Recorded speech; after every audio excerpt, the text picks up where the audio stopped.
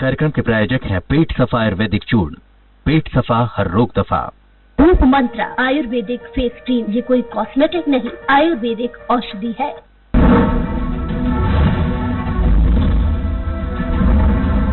आप देख रहे हैं नंबर 1 प्रोग्राम जनता मांगे जवाब। नमस्कार, स्वराज एक्सप्रेस के खास प्रोग्राम में आपका स्वागत है। मैं हूं एसपी त्रिपाठी। कोरोना संकट के चलते दुनिया के तमाम देशों के साथ ही भारत के विकास पर भी तकरीबन ब्रेक लग चुका है। हालांकि भारत सरकार लगातार ये प्रयास कर रही है कि देश की बिगड़ी आर्थिक स्थिति को किसी तरह में लाए और लोगों के जीवन में, खासकर गरीब और किसान के सामने रोजी रोटी का जो बड़ा संकट है वो खत्म हो। कोरोना काल में हर वर्ग को राहत देने के लिए केंद्र सरकार 20 लाख करोड़ के आर्थिक पैकेज की घोषणा कर चुकी है। हालांकि छत्तीसगढ़ की भूपेश सरकार केंद्र के इस बड़े पैकेज से संतुष्ट नहीं है। प्रदेश में सत्ताधारी दल कांग्रेस का कहना है कि मोदी सरकार के आत्मनिर्भर भारत पैकेज से छत्तीसगढ़ को अब तक कोई भी फायदा नहीं हुआ। हालांकि बीजेपी सरकार के इस आरोप को सिरे से नकार रही है। उसके मुताबिक 20 लाख करोड़ के पैकेज से हर वर्ग का भला होगा। खैर, दम किसकी बातों में है, आज ये जानने की हम कोशिश करेंगे। साथ ही बात होगी मध्य प्रदेश की भी, जहां 1.5 दशक तक बीजेपी सत्ता में रही, लेकिन 2018 के विधानसभा चुनाव में उसे हार का सामना करना पड़ा। हालांकि करीब 15 महीने तक सत्ता से बाहर रहने के बाद बीजेपी एक बार फिर सत्ता में आ चुकी है और इसकी वजह है कांग्रेस के 22 विधायकों की बगावत। बहरहाल, राज्य में बदले सियासी समीकरणों के बीच आगामी समय में कुल 24 विधानसभा क्षेत्रों में उपचुनाव होने हैं। 2 सीटों पर उपचुनाव विधायकों के निधन की वजह से हो रहा है, जबकि अन्य सभी सीटों पर कांग्रेस के विधायकों के इस्तीफे देने से। जिन विधानसभा क्षेत्रों में उपचुनाव होना है उसमें देवास की हाटपिपलिया भी शामिल है। इस सीट पर क्या कांग्रेस की वापसी होगी या बीजेपी का कमल फिर से खिलेगा? और क्या पूर्व मंत्री दीपक जोशी अपनी पार्टी के वरिष्ठ नेताओं के मनोहार के बाद संतुष्ट हो गए हैं या अभी भी नाराजगी बनी हुई है? इस पर भी बात होगी, लेकिन शुरुआत छत्तीसगढ़ के साथ, जहां आत्मनिर्भरता पर अनबन है।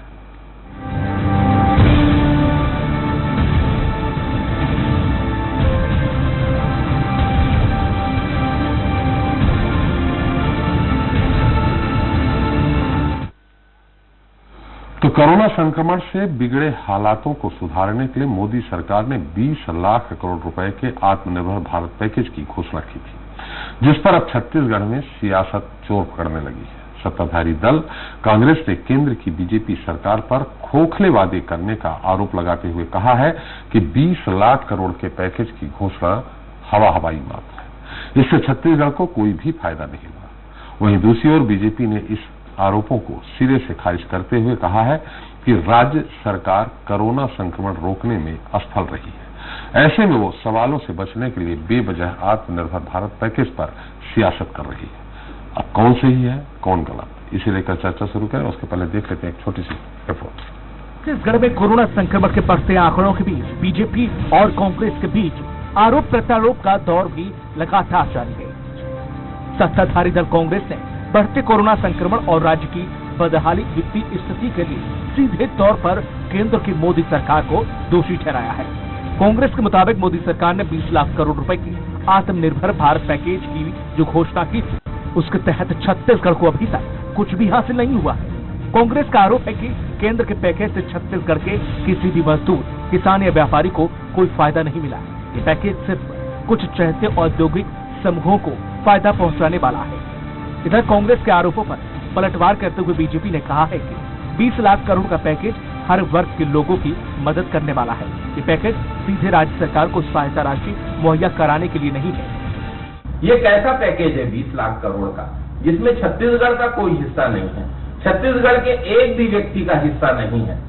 इस तरीके का पैकेज सिर्फ और सिर्फ चंद चहेते उद्योगपतियों को लाभान्वित करने के लिए और सरकारी क्षेत्र की कंपनियों और कोयला को उनको सौंपने के लिए दिया जा रहा है।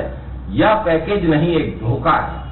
इस प्रदेश में राहत पैकेज के रूप में केंद्र सरकार ने 216 करोड़ आपदा प्रबंधन के लिए दिया है। 1200 करोड़ से ज्यादा पैसे मनरेगा के लिए दिया है। ऐसे सरकार की, केंद्र सरकार के बहुत सारी पीएसयूज ने करोड़ों रुपया इस प्रदेश सरकार को दिया है। तो ऐसा आधारहीन, तथ्यहीन कोई आरोप प्रत्यारोप नहीं करें। दोनों प्रमुख राजनीतिक दलों के आरोप प्रत्यारोप के बीच छत्तीसगढ़ में कोरोना संक्रमण के आंकड़े तेजी से बढ़ते जा रहे हैं। साथ ही प्रदेश में अब कम्युनिटी स्प्रेड का खतरा भी मंडरा रहा है। लेकिन इस मुद्दे पर सहमति बनाने के बजाय बीजेपी और कांग्रेस अपनी अपनी राजनीतिक रोटियां सेकने में जुटे हैं। Bureau report, Swaraj express. तो आत्मनिर्भरता पर अनबन इस मुद्दे पर चर्चा करने के लिए हमारे साथ रायपुर से जुड़ गए हैं कांग्रेस प्रवक्ता रमेश बलियानी जी हैं, बीजेपी प्रवक्ता श्री चंद्र सुंदरानी जी हैं। आप दोनों लोगों का बहुत बहुत स्वागत हमारे इस खास कार्यक्रम में। स्वराज एक्सप्रेस छत्तीसगढ़ के संपादक जी नमस्कार, मनोज सिंह बघेल भी हैं और भोपाल स्टूडियो से मौजूद हमारे साथ वरिष्ठ पत्रकार रमेश शर्मा जी, आपका भी स्वागत है। पहले त्रिपाठी जी नमस्कार। जी सुंदरानी जी नमस्कार। चलिए आप ही से सवाल कर लेते हैं कि जो भी 20 लाख करोड़ का पैकेज दिया गया है उसमें बलियानी जी बोल रहे हैं कि छत्तीसगढ़ को कुछ भी नहीं दिया है। हालांकि ये बात भी है कहीं न कहीं कि योजनाओं के जो योजनाएं होती है उसके मुताबिक अलग अलग राज्यों के लिए जो निधि तय होती है वो भेजी जाती है। लेकिन संभवतः बलियानी जी का ये कहना होगा कि आप छत्तीसगढ़ राज्य को दीजिए उस पैकेज में से, उससे हम अपने हिसाब से खर्च करेंगे, ऐसा फिर बाद में बात। लेकिन आप ही बता दीजिए कि क्या दिया है। देखिए, कुछ लोग पैदाइशी असंतुष्ट होते हैं। अच्छा। और हमेशा वो असंतोष की भाषा बोलते हैं, चाहे घर में हो, जो कांग्रेस से बीजेपी में आ जाते हैं सुंदरानी जी, वही नेचर हो गया। जो कांग्रेस से बीजेपी में आ जाते हैं वो पैदाइशी असंतुष्ट होने के बाद संतुष्ट हो जाते हैं क्या? जो कांग्रेस से बीजेपी में आ जाते हैं वो फिर संतुष्ट हो जाते हैं? देखिए, जो बीजेपी में आते हैं धीरे धीरे बीजेपी की रीति नीति में ढल जाते हैं जी। रहा सवाल कांग्रेस पार्टी का, तो लगातार असंतुष्टि की बात करती है कांग्रेस पार्टी जी। 20 लाख करोड़ रुपए का अगर पैकेज दिया है तो क्या उनमें छत्तीसगढ़ को अलग करके दिया है क्या? जी। छत्तीसगढ़ के लोगों को फायदा नहीं होगा। मनरेगा 180 रुपए से बढ़ाकर 220 रुपए रोजी कर दी गई, तो इसका लाभ छत्तीसगढ़ के लोगों को नहीं मिलेगा। एमएसएमई से मैं आता हूँ, 3 लाख करोड़ रुपए का उन्होंने बैंक से कर्ज देने की बात की है।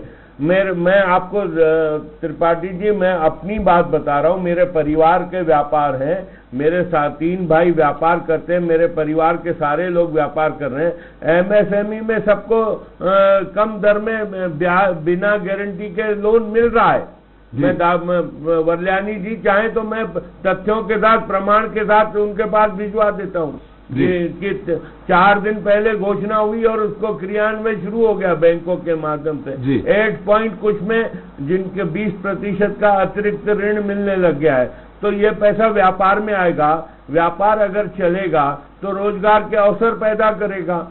रोजगार के अवसर, जैसे मैंने पहले ही कहा कि मनरेगा में 180 से 220 रुपए कर दिए गए, तो क्या छत्तीसगढ़ के मजदूरों को इसका लाभ नहीं मिलेगा क्या? या कोयले की बात करते हैं तो क्या कोयला छत्तीसगढ़ में नहीं होता? बिजली की बात करते हैं, बिजली छत्तीसगढ़ में नहीं होती क्या? किसानों जनधन खातों में अगर 2 किस्तें महिलाओं को दी गई, 30 करोड़ खातों में दी गई, तो क्या वो छत्तीसगढ़ के खाते नहीं थे क्या? किसान सम्मान योजना के तहत 2 किस्तें दी गई, तो वो छत्तीसगढ़ में नहीं उसका लाभ मिला क्या? उज्ज्वला गैस कनेक्शन फ्री में दिया गया 3 महीने, तो क्या उसका लाभ छत्तीसगढ़ के लोगों को नहीं मिला क्या? ये 20 लाख के पैकेज हम इसको संतुष्ट करें। 30,000 करोड़ रुपए, ये 20 लाख वाले पैकेज नहीं है क्या? उज्ज्वला वगैरह उज्ज्वला योजना है। अच्छा, 10,000 रुपए ठेले, हाथ ठेले, जी, ये 10,000 रुपए मिलेंगे हाथ ठेला चलाने वालों को, जो ठेले में खोम के चलाते हैं, जो दुकान चलाते हैं हाथ ठेले पे, रेगड़ी बोलते हैं जो दिल्ली में, तो ऐसे लोगों को 10,000 रुपए मिलेगा। ये 20 लाख करोड़ का छत्तीसगढ़ के लोगों को नहीं मिलेगा क्या? बल्कि बलियानी जी को मेरी एक सलाह है, कांग्रेस के मित्रों को सलाह है कि वो अपने अपने कार्यकर्ताओं को जो उस क्षेत्र में लगे हैं उनको दिलाने का प्रयास करें, जो मोदी जी ने घोषणा की है। नहीं मिल रहा है तो मैं जाता हूं बैंक में, कैसे नहीं मिलता, दिलवाएंगे हम। चलिए, बहुत अच्छी बात है। बलियानी जी, आप तो सूची बनाइए। संतुष्टि होने चाहिए। हर जगह पत्र लिख देते हैं, हर जगह मोदी असल में त्रिपाठी जी के प्रति असंतुष्टि त्रिपाठी व्यक्त करते जी, थे। बल्याणी जी आप एक सूची बनाइए और सूची में किसको किसको दिलवाना है सुंदरानी जी को दीजिए, वो दिलवा देंगे, बोल रहे हैं, वादा कर रहे हैं। अब सुंदरानी जी मेरे अच्छे मित्रों में से मिल रहा है है, साहब, चेंबर ऑफ मेरे- कॉमर्स के अध्यक्ष रहे हैं, जी है ना। जी सुन तो लीजिए पूरी बात। जी सुंदरानी जी को मालूम होना चाहिए कि पैकेज का अर्थ क्या होता है। जी पैकेज का अर्थ होता है राहत। जी तो आज की जो बहस का विषय है कि जो पैकेज दिया उससे राहत मिल रही है क्या। जी ये 5 दिन मैंने जो निर्मला सीतारमण जी ने 5 दिन लगातार धारावाहिक अपना चलाया जी जानकारी देने का सिलसिला, जी मैंने 5 दिन उसको अटेंड किया है जी क्योंकि मेरे को प्रेस ब्रीफिंग करनी थी। जी तो मैंने उसमें पाया मात्र 20 लाख करोड़ में 2 लाख करोड़ रुपए का केवल पैकेज है, बाकी 18 लाख रुपया जो बजट की योजनाएं थी जी वो बजट की योजनाओं को ही उन्होंने नए रूप से पेश कर दिया। जी जी कोई राहत नहीं है, ये लोन का पैकेज है। जी आज एसएमएसई को लोन नहीं चाहिए। यदि आप उनको लोन दे रहे हो तो उसको इंटरेस्ट फ्री लोन दीजिए, क्योंकि उनके पास डिमांड है नहीं। तो लोन लेके वो अपनी लायबिलिटी कैसे बढ़ाएंगे और कितनी बढ़ाएंगे लायबिलिटी। आप उनको इनकम टैक्स से छूट देते तो राहत होती, उनको लोन पर ब्याज की छूट देते तो राहत होती। जी और जिन स्ट्रीट वेंडर्स की बात करते हैं, रेवड़ी वालों की बात करते हैं सुंदरानी जी, उनको आपने 10,000 रुपया कैश बैंक ट्रांसफर नहीं कर रहे हैं, वो 10,000 का लोन दे रहे हैं। और एक गरीब खोमचे वाला 2 महीने में भूखमरी का शिकार हो गया, उसको 10,000 की राहत देने के बजाय बोलते 10,000 का लोन ले लो, और कोई बैंक वाला उनको लोन देने को तैयार नहीं है। मैंने कई जगह बैंक को पता लगा लिया, सुंदरा जी भी पता लगा ले, जी क्योंकि कोई बैंक अपना एनपीए बढ़ाना ही नहीं चाहता। सुंदरानी जी कह तो रहे हैं कि आप सूची बनाइए, आप सूची बनाइए, दे दीजिए, सुंदरानी जी दिलवाएंगे। कुछ हमारे मनोज जी को भी दिलवा दीजिएगा साथ में। जरूर मैं सूची बना के दे दूंगा, लेकिन ये राहत नहीं है जी, ये राहत के नाम पर छलावा है। जी दुनिया के देशों में जो कोरोना 30,000 संकट हुआ करोड़ है, चाहिए त्रिपाठी सभी जी और देशों ने, जी जी सुंदरानी जी एक बार बल्याणी सभी जी की बात लोगों ने कैश ट्रांसफर किया है। लोगों में कैश लिक्विडिटी यदि आएगी तो बाजार में डिमांड बढ़ेगी, तब जाके सप्लाई की चेन पुख्ता होगी। जी लेकिन ऐसा कोई योजना नहीं है अपने हिंदुस्तान में। मोदी जी ने कुछ नहीं दिया है, केवल ये भ्रम फैला के रखे हैं 20 लाख करोड़। लेकिन 20 लाख करोड़ में है क्या, सिवाय लोन के कुछ नहीं है। नहीं तो सुंदरानी जी बोल तो रहे हैं कि इंटरेस्ट कम किया है, इंटरेस्ट कम किया है, उनने खुद लोन लिया है, शायद संभवतः ऐसे ही कह रहे थे। तो जब इंटरेस्ट कम किया है तो थोड़ी तो राहत। हाँ, मेरे परिवार ने लिया है साहब। इंटरेस्ट कम किया है क्या सुंदरानी जी? नहीं, इंटरेस्ट कम किया है क्या? किया है, कम 10% किया है। आपने 8%। जी जी जी हाँ, बल्याणी जी बोल रहे हैं। 8.55 में दिया है। जी जी बल्याणी साहब, ये तो ऐसा है ऊँट के मुंह, त्रिपाठी जी, ये ऊँट के मुंह में जीरे के समान हुआ। वैसे देते हैं 10% या 10.5% में, अब आपने 9% कर दिया, तो ये क्या राहत हुई है? ये क्या राहत हुई? आज उद्योग धंधे ठप पड़े हुए हैं, उनको राहत देने का मतलब है इंटरेस्ट फ्री दीजिए, उनको कुछ सब्सिडी दीजिए, उनके जो प्रोड्यूस है उसको खरीदने की आप व्यवस्था करिए। जितने उनके पेंडिंग बिल्स हैं, एसएमएसई उद्योग के अनेक भारत सरकार के प्रोजेक्ट्स में पैसे फंसे हुए हैं, उनको जल्दी रिलीज कराइए। ये काम नहीं हुआ, ये काम होता तो राहत होती। लेकिन जो मनरेगा की बात कर रहे हैं, मनरेगा में उनका कहना है कि 180 से 220 कर दिया, 210 कर दिया। साथ में अगर पूरी ये कोरोना की महामारी के चलते अगर राज्यों की आर्थिक स्थिति खराब हुई है, तो आप भी जानते हैं केंद्र सरकार की भी आर्थिक स्थिति खराब हुई है। आखिर कहीं न कहीं यही तो जाल बट्टा बिनेंगे कि हमने सब ठीक किया है, नहीं किया है। तो आप कहां से, केंद्र सरकार भी कहां से पैसा लाए? देखिए, केंद्र सरकार के पास जो पेट्रोलियम प्रोडक्ट्स का पैसा है त्रिपाठी जी, पेट्रोलियम प्रोडक्ट्स का जो अंतर्राष्ट्रीय बाजार में मूल्य है वो बहुत ही निचले स्तर पर है। उसका लाभ आप कंज्यूमर को दे नहीं रहे हैं। उस पर एक्साइज ड्यूटी लगाकर आप सारा फंड सेंट्रल गवर्नमेंट में चले गया, उसी का शेयर कर देते। यहाँ कोयले पे हमको रॉयल्टी नहीं मिलती है, छत्तीसगढ़ के कोयले पे शेष लेते हैं, शेष लेते हैं हर साल कम से कम हमारा 8,000 करोड़ रुपया शेष में जाता है जी। लेकिन उसका वो हमको मिलना चाहिए 50%, क्योंकि हमारे प्राकृतिक संसाधनों का दोहन हो रहा है देश के लिए जी। तो देश तो तो जो आपका भी राज्य है। का अधिकार है वो तो दीजिए। जी जी जी, देश तो आपका भी है ना, जब देश होगा तभी तो प्रदेश होगा।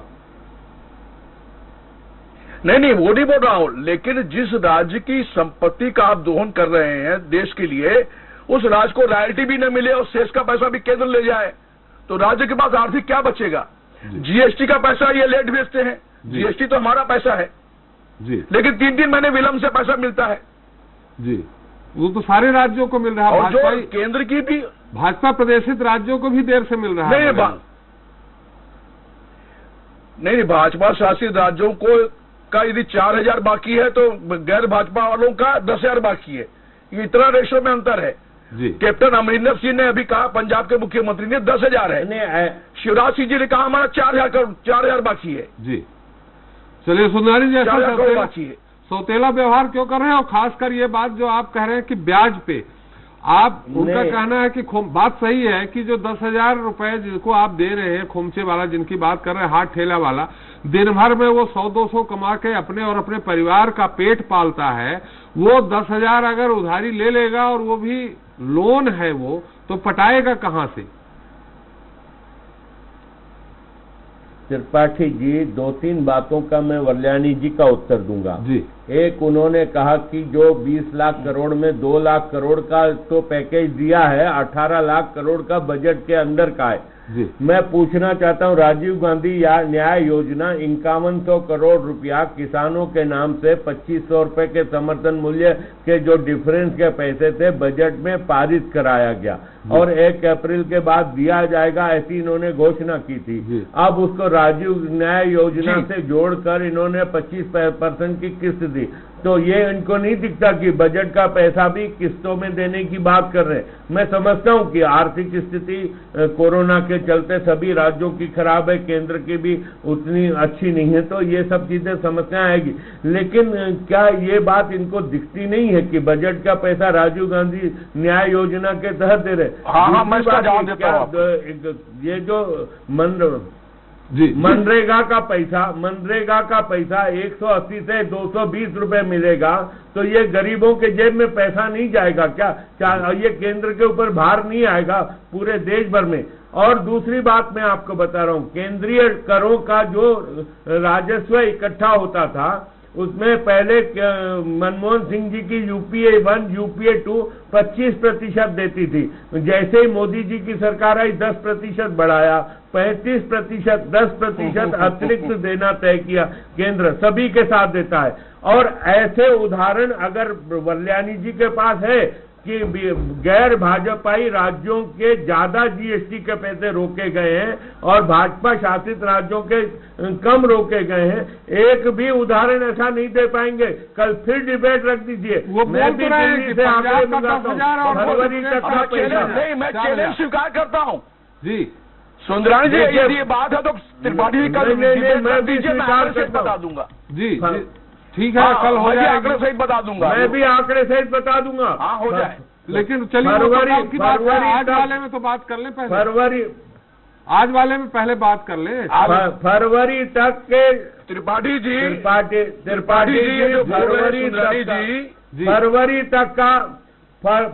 फरवरी तक का जीएसटी का पैसा दे दिया गया छत्तीसगढ़ को, फरवरी तक का जी। अरे अभी दिए हो, कल 2-3 दिन पहले, चले मिल तो गया 2-3 दिन पहले।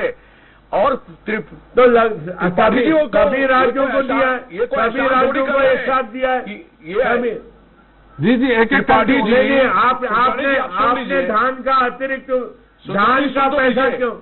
आपने धान खरीदा नवंबर, दिसंबर, जनवरी में धान खरीदा और आप धान का पैसा नहीं दे रहे हैं। आप क्यों नहीं दे रहे हैं? इकट्ठा पैसा दे दीजिए ना। अच्छा, सुन लीजिए साहब, बरलानी जी को सुन लीजिए ना, सुन लीजिए जी, सुन लीजिए जी। सुंदरानी जी, त्रिपाठी जी, भारतीय जनता पार्टी के नेताओं को कम से कम धान के बारे में बोलने का कोई नैतिक अधिकार नहीं है।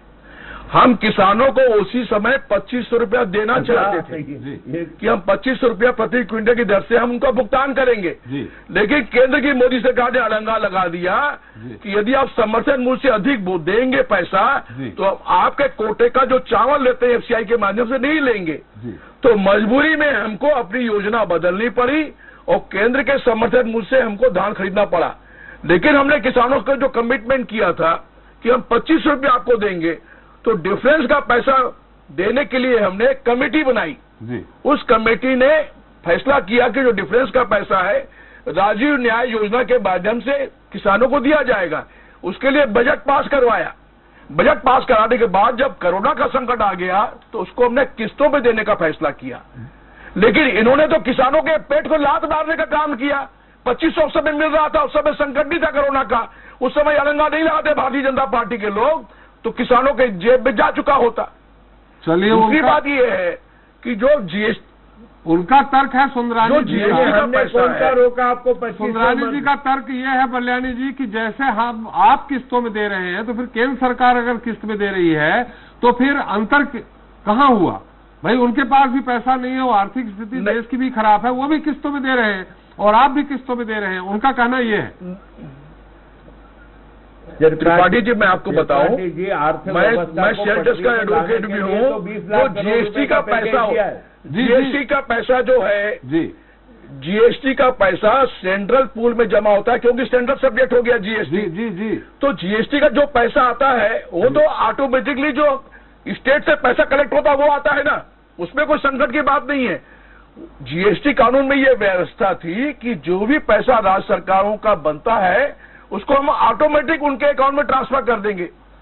इन्होंने सॉफ्टवेयर में ऑटोमेटिक सिस्टम बनाया नहीं है, अपने पास कंट्रोल कर लिया।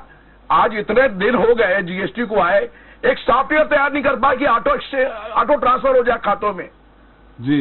तो वो पैसा लोन हमारा अधिकार है। अच्छा, एक बात बताएं वल्याणी जी, एक बात मैं आपसे पूछना चाहता हूँ जी। पूछे सुनारी, फिर हमारे मनोज जी बैठे हैं छत्तीसगढ़ से, क्या हाल है पैकेज मिलने के बाद हम उनसे जानकारी ले लेते हैं। सुनारी जी एक बार फिर आएंगे आपके पास। कोई व्यापारी फरवरी, जी जी बोलिए बोलिए सुनारी। ठीक है ठीक है ठीक। सुनारी साहब बोलिए बोलिए सुनारी साहब। मैं ये कह रहा हूँ कि कोई व्यापारी मार्च में व्यापार करता है तो जीएसटी कब पटाता है? बल्याणी जी थोड़ा बता दें, आप तो एडवोकेट हैं। अरे भाई, साल महीना पूरा होने के बाद 10 दिन के अंदर उसको टैक्स पटाना है या 20 मार्च में सुनिए जी, 31 तारीख तक पटाना है ना? मार्च का पैसा 31 मार्च का पैसा पटाएगा नहीं, 31 नहीं, उसको 20 अप्रैल तक पटाना है। 31 अप्रैल तक, 20 अप्रैल तक पटाना है। नहीं, एक महीने का समय 30 अप्रैल तक पटाना है। हाँ, 30 अप्रैल तक पटाएगा, केंद्र के पास जाएगा। 2 महीना तो आपको इसीलिए लेट आ रहा है ना पैसा। चलिए, अरे 2 महीना, अरे भाई ऑटो ट्रांसफर होता है, ऑटो ट्रांसफर होता है सुंदरानी जी। ऑटो की सैलरी तो अप्रैल में मिलेगी, उसको क्या गिनोगे आप? कितना ऑटो ट्रांसफर कर रहे हो? अच्छा दिल्ली में केजरीवाल ने हर अकाउंट में 5,000 डाले मजदूरों के। आप भी डालो ना। चलिए, 5,000 रुपए खाते में डाले दिल्ली की केजरीवाल सरकार ने, आप भी डालो। चलिए, अरे आप केजरीवाल को उदाहरण दे रहे हो तो आप मोदी जी को कहिए ना वो डाल दे। हम तो किसानों के हक में डाल रहे हैं। हम तो बोल रहे हैं ना, हमारे मोदी जी ने तो दिया 20 लाख करोड़, 20 लाख करोड़ रुपए दिया। आप 50 नहीं पा रहे हो 20 लाख करोड़ रुपए। चलिए, अरे 20 लाख करोड़ में क्यों मजाक करवा रहे हो? देश के सामने क्यों मजाक कर रहे हो? जनता साहब, बल्याणी आपके पास आ रहे हैं, मनोज जी के साथ क्यों छलावा कर रहे हैं? और मनोज जी आपकी टिप्पणी 20 लाख करोड़ में कुछ आपके हाथ में आया क्या? कुछ मिला क्या? कहीं से दिखा आपको? छत्तीसगढ़ के बाजार में भी घूमे होंगे, कुछ प्रभाव दिख रहा है 20 लाख करोड़ का? मनोज जी देखिए सर, अभी अनलॉक 1 शुरू हुआ है और बाजार में थोड़ी बहुत गतिविधियां दिखाई दे रही है, लेकिन ये कहें कि या तो लोगों में अभी भी डर है, जिस तरह से खास तौर पे कोरोना के रोज रोज नए नए मामले आ रहे हैं। एक समय ऐसा था, करीब मुझे याद आ रहा है 15 दिन पहले, कि हम सोच रहे थे कि कोरोना मुक्ति की ओर हम जा रहे हैं, हमारा स्टेट और बहुत अच्छा चल रहा है, लेकिन अभी 15 दिनों से बहुत तेजी से इजाफा हुआ है और 1000 प्लस 1100 के आसपास कुल संक्रमित मरीज यहाँ पर हो गए हैं और रोज रोज जो है करीब 50 से 100 के बीच रोज रोज नए मामले आ रहे हैं। तो ये डर भी कह सकते हैं या लोगों को लग रहा है कि पता नहीं क्या होगा। तो कुल मिलाकर अभी बाजार में वो चहल पहल नहीं दिख रही, केवल जो जरूरी सामान है उन्हीं की अभी खरीदारी हो रही है। बाकी जो है अभी शुरुआती तौर पर मनोज जी सवाल यह है, रमेश जी के पास सवाल, मनोज जी सवाल इस बात का है कि 20 लाख करोड़ सुंदरानी जी ने जिस तरह उसको परिभाषित किया, माफ करिए बरलानी जी ने, कि 20 लाख करोड़ नहीं है वो 2 लाख करोड़ है, उसमें जीरो बढ़ा दिया है। सुंदरानी जी ने भी अपना तर्क दिया है, उसमें मैं आपसे बात कर रहा हूँ कि थोड़ा बहुत यथार्थ आपको भी मालूम होगा, कुछ है स्थिति 2 लाख ही है कि 20 लाख है? फिलहाल तो जैसा कि सुंदरानी जी ने बताया कि कुछ लोग जो है लोन का जो इंटरेस्ट रेट कम हुआ है उसका लाभ लेके कुछ लोग जरूर जो नया वेंचर शुरू करना चाह रहे थे वो लोग देख रहे हैं मौका कि जब बाजार उठेगा तो शायद ये वाला सेक्टर उठ जाए, इस लिहाज से जो है उसका लाभ ले रहे हैं। लेकिन ज्यादातर व्यापारी हमारी बात होती रहती है वो जो है अभी बिल्कुल निराशाजनक वातावरण में जी रहे हैं और उनका कहना है कि जब तक सभी सेक्टरों में उछाल नहीं आ जाता है, बाजार में पैसा नहीं आता, खासतौर पर जो ग्राहक वर्ग हैं जिनके हाथों में पैसा आता है और वो बाजार में रोल होता है तब जाकर फायदा होता है। तो फिलहाल अभी तो ऐसी कोई स्थिति बाजार में दिखाई नहीं दे रही है। जी रमेश जी आपसे भी जानना चाहेंगे, कल हमारी इस पर थोड़ी बात भी हो रही थी, कांग्रेस के बहुत वरिष्ठ प्रवक्ता आरपी सिंह जी ने ये कहा कि आत्मनिर्भरता का उन्होंने नए ढंग से परिभाषित किया। उन्होंने कहा कि तय जान तोरा काम जाने, छत्तीसगढ़ी में इसको ये कहते हैं। अब आपको क्या लग रहा है इसमें आत्मनिर्भरता जो 20 लाख करोड़ का पैकेज है और 5 दिन तक लगातार सीतारमण जी ने कहा, हालांकि आप हिंदी को प्राथमिकता देने वाले हैं तो आप अपने अनुराग ठाकुर को जरूर सुना होगा, सीतारमण जी को तो नहीं सुना होगा। क्या लगा आपको, क्या है वाकई में 20 लाख करोड़ पैकेज से कुछ राहत मिलेगी या झुंझुना पकड़ाया गया? 20 लाख करोड़ से राहत इसको मिलेगी लोगों को। कुछ लाभ ऐसे होते हैं जो सीधे नहीं दिखते, परोक्ष रूप से लाभ दिखते हैं। अभी क्योंकि पूरे कोरोना में जो नगरीय अर्थव्यवस्था है वो डूब गई है, गांव की अर्थव्यवस्था को उतना नुकसान नहीं हुआ। गांव की अर्थव्यवस्था को केवल फूलों की खेती उनको ज्यादा नुकसान हुआ, फलों की खेती को नुकसान हुआ है, बाकी उनको कोई नुकसान नहीं हुआ। सब्जी उनकी शहर में आके बिकी है और चने गेहूं का पैसा गांव में अब पहुंचेगा, जो अब पैसा परिचालन में आएगा बाजार को। इसलिए ये जो पैकेज है, कुछ जो इनडायरेक्ट फायदे होते हैं उससे इनडायरेक्ट लाभ होगा, इस समय कोई शक नहीं। आपने भी कहा और हमारे दोनों राजनीतिक दल के प्रवक्ता भी मानेंगे। नहीं, इस समय बलियानी जी कहते हैं आंकड़े की बाजीगरी है, जैसे बजट जब पेश होता है ना, किसमें छूट, किसमें राहत, किसमें नहीं, आंकड़ों की बाजीगरी हुई है। आंकड़ों की बाजीगरी में 2 लाख करोड़ उन्होंने, वो ईमानदारी से कह रहे हैं बलियानी जी कि 2 लाख करोड़ ही है, उसको 20 लाख करोड़ बताया जा रहा है। देखिए बलियानी जी को तो ऐसा कहना ही चाहिए क्योंकि वो केंद्र सरकार की विपक्षी वाली पार्टी में। आप मुझे ये बताइए, नहीं विपक्ष के नाते नहीं कह रहा हूँ मैं, आंकड़ों के हिसाब से बता रहा हूँ, विश्लेषण के आधार पर। नहीं हमारे दोनों माननीय प्रवक्ता जो है इसमें सुंदरानी जी, बलियानी जी, रमेश जी, मैं बोलूँ बिल्कुल भी ये झूठ नहीं बोलते, बिल्कुल सच बोलते हैं। निश्चित रूप से हाँ, वो अलग बात है कि सच किस आधार पर बोलते हैं। देखिए मोटे तौर पर आप मुझे बताइए कि अगर उन कहीं पर ब्याज 1% कम हुआ है, क्या वो राहत नहीं होगी क्या? या मान लीजिए किसी ठेले वाले को, फुटपाथ चलने वाले को, ठीक है कि वो 10,000 रुपए का लोन है, लेकिन वो बिना गारंटी के, बिना ब्याज का लोन है, उसमें कोई उसको ब्याज नहीं चुकाना होगा, क्या वो उसको राहत नहीं होगी क्या? जो इस समय बैठ गया है वो बुरी तरीके से, वो कहीं ना कहीं अपना फल का ठेला लगा लेगा, फुटपाथ की दुकान लगा लेगा, इससे निश्चित रूप से लाभ मिल नहीं रहा है ठेले वालों को। बलियानी जी का कहना है कि वो जा रहे हैं, बैंक वाले देने को तैयार नहीं है, बैंक वाला एंटरटेन नहीं कर रहा है। देखिए अब उसमें सरकार की उसमें गलती नहीं, उसमें आप बैंकों को दबाव बनाना चाहिए। तो बैंक किसके अधीन आते हैं आखिर? केंद्र सरकार कहीं ना कहीं, देखिए हर चीज, जैसे मान लीजिए जो भी मुख्यमंत्री जी छत्तीसगढ़ में है, जो मुख्यमंत्री जी मध्य प्रदेश में है, या कोई प्रधानमंत्री जी है, हर काम प्रधानमंत्री, मुख्यमंत्री या मंत्री नहीं देख सकता। इसके लिए लोगों को जागरूक होकर के संबंधित एजेंसी को दबाव उसमें बनाना पड़ेगा, बैंकों में दबाव बनाना पड़ेगा। इसमें कोई शक नहीं कि बैंक वाले हीला हवाला करते हैं, बैंक वाले 10-10 चक्कर कटवाते हैं, ये पहला मौका नहीं है। तो निश्चित रूप से उसमें राहत मिलेगी। उज्ज्वला योजना जो आपने कही, उज्ज्वला योजना कैसे एनपीए बढ़ेगा ना उसका, बैंक का कौन दे देगा 10,000? बैंक, हाँ निश्चित रूप से बैंकों को अपनी उसकी चिंता रहती है दूसरी, चूंकि अब आजकल भारत सरकार ने एक निर्णय ये भी ले लिया कि अगर बैंक लगातार घाटे में चलेगा तो उसको किसी दूसरे बैंक में मर्ज कर देंगे। इस कारण भी बैंक डरे हुए हैं और उस कारण भी वो पैसा जो रिलीज कर रहे हैं वो बहुत सोच समझ करके रिलीज कर रहे हैं, बहुत देख करके रिलीज कर रहे हैं। वो 10,000 रुपया उसी बंदे को दे रहे हैं जिससे उनको लग रहा है कि ये लौटा देगा। और एक और बात मैंने बैंकों में देखी है, क्योंकि बैंकों में मेरा भी किसी वजह से संपर्क है, बैंक वाले अघोषित रूप से गारंटी मांग रहे हैं। हालांकि भारत सरकार का कहना है कि गारंटी नहीं देना, लेकिन वो पैसा 10,000 लौट आए तो वो गारंटी की बैंक वाले मांग कर रहे हैं। अभी एक व्यवहारिक कठिनाई है, इसको सारे सार्वजनिक क्षेत्रों में काम करने वाले लोगों को इसको करना चाहिए। और मोटे तौर पर मैं व्यक्तिगत तौर पर वो जो मुफ्तखोरी है जिसको अनुदान कहते हैं, मैं उसके बहुत खिलाफ रहता हूँ। आप व्यक्तिगत खिलाफ हैं, लेकिन जिनका पूरा धंधा चौपट हो गया वो क्या करेंगे? नहीं, उनको कर्मशील बनना। भाई बैंक वाला दे ही रहा है, कम ब्याज पर दे ही रहा है और धंधा कोई चौपट कभी नहीं होता। व्यापारी की आदत रोने की होती है, वो मुनाफा कमाएगा उसके बाद भी भगवान की सौगंध खा के कह देगा कि मैं इसको घाटे में बेच रहा हूँ आपको। तो व्यापारी की आदत रोने की करोड़ होती के है। पैकेज की बात हो रही है। नहीं, 2 महीने से दुकानें बंद पड़ी हैं, व्यापारी खत्म हो गया। देखिए, व्यापार खत्म हो गया। नहीं, व्यापार कोई खत्म नहीं हुआ। मुझे एक बात बताइए, व्यापार कौन सा खत्म हुआ? कभी कोई व्यापार खत्म नहीं हुआ। कोई दुकान पर नीलाम हो गई, कोई दुकानदार ने अपनी दुकान बंद कर दी, खत्म हुआ शर्मा जी। अपन बिल्कुल खत्म नहीं स्ट्रीट हुआ। से हट के जा रहे हैं शर्मा जी। व्यापार आज 3 महीने से वेंडर जो है रोज कमाता है, रोज खाता है। अरे आज 3 महीने से पान की दुकान बंद है। एक पान की दुकान वाला अगर अपना परिवार चलाता है 200 रुपए 400 रुपए मुनाफा कमा के 3 महीने से क्या कर रहा है? कैसे नहीं खत्म हुआ? ये बात त्रिपाठी जी मैंने शुरू में कही कि चूंकि शहर की अर्थव्यवस्था बैठ गई है, क्योंकि शहर में चूंकि मुद्रा का परिचालन नहीं हुआ, क्योंकि ग्राहक नहीं गया दुकान पर, तो वो जो नुकसान हुआ है वो केवल 3 महीने का नुकसान हुआ।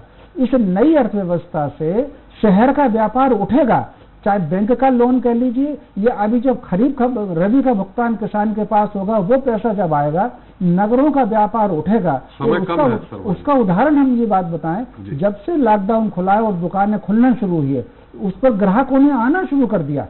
तो कुल मिलाकर के इसको उठने में टाइम लगेगा। ये किसी के हाथ की बात नहीं थी, ये पूरी दुनिया का कोरोना था।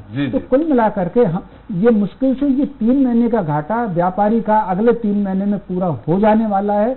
इसमें कोई बहुत चिल्ला चोट करने की नहीं। ये आपका अनुमान मुझे थोड़ा सा गले नहीं उतर रहा। ये आपका अनुमान हो सकता है, आप कृषक हो सकते हैं, क्योंकि कोरोना की मार कृषकों पे कैश लिक्विडिटी नहीं है। जी जी जी जी, लिक्विडिटी नहीं है, कहाँ से बाजार उठेगा भाई? ये किसानों के लिए नहीं हो सकता है। मैं जी बता दूं। जी जी जी बल्याण जी कि त्रिपाठी जी, जब तक कैश लिक्विडिटी बाजार में नहीं आएगी तब तक बाजार नहीं उठेगा। जी, मैं तो एडवोकेट हूँ, 3 महीने से मैं अपनी जमा पूंजी खा रहा हूँ, 1 पैसा फीस का नहीं आया, न आज आ रहा है। अब मैं मांगता हूँ तो बोलते हैं साहब अभी कोरोना संकट से उभरे हैं, कमाएंगे तब देंगे।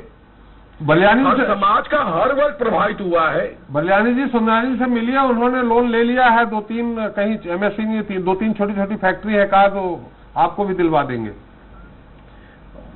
मैं तो वकालत कर रहा हूँ, फैक्ट्री लगा नहीं सकता, तो मैं क्या करूँगा? मुझे तो मिला है। चलिए, मिला है, उसका लोन भी पटाना है। बिना गारंटी के मिला है सुंदरानी जी? बिना गारंटी के मिला है। मेरा रनिंग अकाउंट था 20% जी, और सही में मिला है त्रिपाठी जी। मैं इसको कोई राजनीतिक भाषा नहीं बोल रहा हूँ। जी जी जी। तो जब बिना गारंटी के मिला है तो फिर जय श्री राम। वो ऑलरेडी गारंटी दे चुके हैं, अपनी प्रॉपर्टी की सवाल ही नहीं से लगी होगी। देखिए, मुझे जहाँ तक लग रहा है सुंदरानी जी को पता नहीं पता है कि नहीं पता, गारंटी पहले से लगी होगी तो लोन लिमिट बढ़ाई होगी 20% की। चलिए सुंदरानी जी, हम आप जब भी कहेंगे हम रायपुर आ जाएंगे। बिना गारंटी के अगर लोन मिला है तो फिर बल्ले बल्ले है, उसमें क्या है? देखिए, हमारी गारंटी पहले लगी होगी, निश्चित रूप से मैं इस बात से सहमत हूँ, लेकिन अभी दोबारा गारंटी नहीं मांगी। 20% अतिरिक्त लोन दिया है, मेरे छोटे भाई की फर्म में दिया, इसीलिए 20% की लिमिट बढ़ाई। निश्चित लिमिट बढ़ाई है, लेकिन जो गारंटी लगी है वो जब्त हो जाएगी। अगर लोन नहीं है त्रिपाठी जी, जी जी जी, लोन नहीं है, जो उनकी बैंक की लिमिट है जी, जो अच्छे से जो ठीक से पेमेंट करते हैं, बैंकों को वापस करते हैं, उनकी लिमिट बैंक वाले वैसी बढ़ा देते हैं 20%। अभी तो एसएमएसी के नए प्रोजेक्ट के लिए अभी आए नहीं है। जी इसमें थोड़ा सवाल कहाँ से उठता है? जी थोड़ा संशोधन, जी संशोधन जल्दी थोड़ा संशोधन करूंगा। लोन भी दिया है, चलिए लोन भी दिया है। अरे आपने सुना नहीं सुंदरानी जी, बल्यानी जी आपकी तारीफ कर गए। उन्होंने कहा कि जो ईमानदारी से अपनी किस्त पटाते रहे, जिनकी ए ग्रेड की सर्टिफिकेट जिनको मिला उनको दे रहे हैं, और आपको इसलिए मिल गया है, आप ईमानदारी से पटाते रहे हैं। चलिए हमारा समय समाप्त हो गया सुंदरानी जी। जी जी बोलिए, क्या बोल रहे हैं? प्रणाम कर। चलिए प्रणाम बल्यानी जी आपको भी, सुंदरानी जी आपको भी, और मनोज जी आपको भी धन्यवाद चर्चा में शरीक होने के लिए। रमेश जी एक बार फिर हम आपसे मिलेंगे। तो बीजेपी ने आंकड़े गिनाए हैं कि जीएसटी से 1170 करोड़, पीएम किसान सम्मान निधि से 432 करोड़, जनधन योजना से 393 करोड़ रुपए समेत अन्य योजनाओं के जरिए छत्तीसगढ़ को 2200 से 30 करोड़ रुपए की सहायता राशि दी गई है। लेकिन राज्य सरकार कोरोना संक्रमण रोकने की दिशा में काम करने के बजाय सियासत कर रही है, जबकि कांग्रेस का स्पष्ट रूप से ये कहना है कि केंद्र के 20 लाख करोड़ रुपए वाले पैकेज से छत्तीसगढ़ को कुछ भी नहीं मिला है। खैर, किसकी बात सही है और किसकी गलत, ये जनता अच्छे से समझ रही है। लेकिन अब देखना यह है कि मुख्यमंत्री भूपेश बघेल ने केंद्रीय वित्त मंत्री निर्मला सीतारमण को पत्र लिखकर राज्यों के लिए दी गई जीएसडीपी के 2% अतिरिक्त उधार सीमा पर पुनर्विचार करते हुए सभी शर्तों से मुक्त रखने का जो आग्रह किया है उसे केंद्र स्वीकारता है या नहीं, और अगर बिना किसी शर्त के कोरोना संकट के दौरान अपने संसाधनों को बढ़ाने की अनुमति नहीं मिलती है तो भूपेश सरकार का क्या रूप रहता है, इसी पर सबकी नजर रहेगी। चलिए छत्तीसगढ़ के बाद अब